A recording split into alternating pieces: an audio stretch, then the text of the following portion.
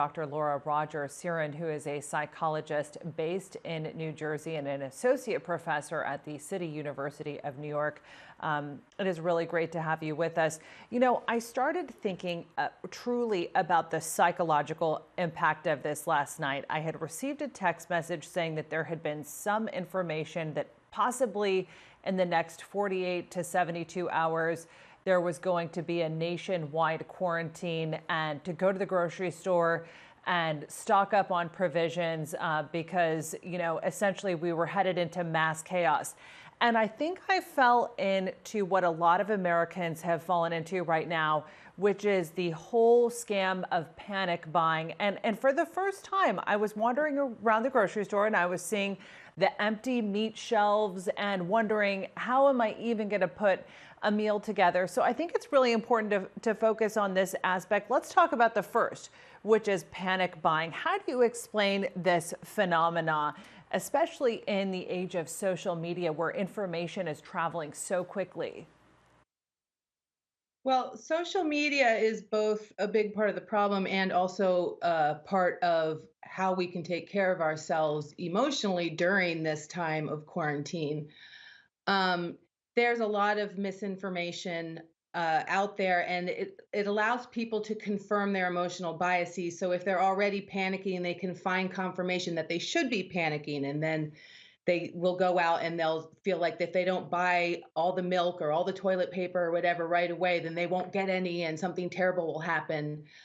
And I think the real solution to that is thinking more collectively about ourselves as a whole, as a human race, and thinking about how our own panic really contributes to what is already a really negative situation and already an anxiety provoking situation. I think what we really should do in order to take care of our mental health is try to be calm for each other, try to really connect in with each other, because we can't be together physically. We're going to really start experiencing that lack. And we're going to need to connect on social media. And I think if I could get one message out there, I want to get out the idea that we need to communicate with each other, even if it is on social media, in very loving and gentle ways. We need to reach out and understand that the person we're talking to needs to share their feelings and their thoughts and their experiences and be listened to and feel empathy. And then we need to also share our experiences and emotional reactions in order to feel connected. So it's more important than ever to get down Absolutely. to the basics of communication and really be there for each other and really concentrate on trying to be sources of calm for one another. And we look at the whole idea of self-quarantining, and it almost sounds like a really nice vacation at home to be able to sort of take a breath, take a break off of work, work from home. You think about a lot of the things that you could do with your time, but I mean, in fact, it is, there are a lot of challenges that come with self-quarantine, you know, including depression. So what are some of Yes. the risks there psychologically? Well, there are a lot of risks. I think anxiety is probably the biggest risk because this is an anxiety provoking situation. We don't have all the answers. And depression as well is likely to intensify for people who deal with that. And that's where self care becomes very important. Finding time to meditate, to exercise, and again, to connect with other people. These are all sort of fundamental aspects of mental health that are in our control. We can find time to calm our brains. We can find time to exercise, and we can find time for each other to connect in genuine ways.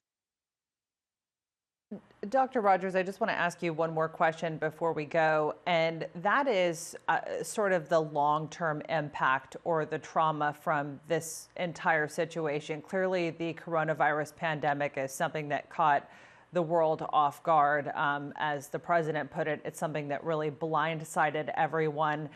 What do you think are going to be the long-term impacts of dealing with sort of the mental gymnastics we've all been through with trying to figure out how to sort of mitigate and prevent the spread of this outbreak?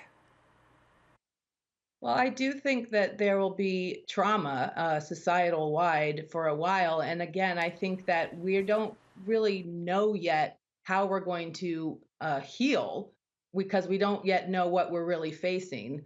Um, but again, going back to the basics of self care and connection, um, as we go through, we're going to need to be there for each other, and we're going to really need to take time for the basics of emotional self care.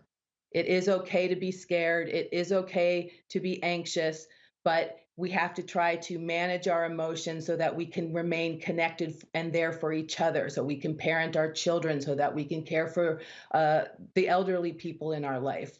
We need to try to be there for each other and attend to our own mental health needs.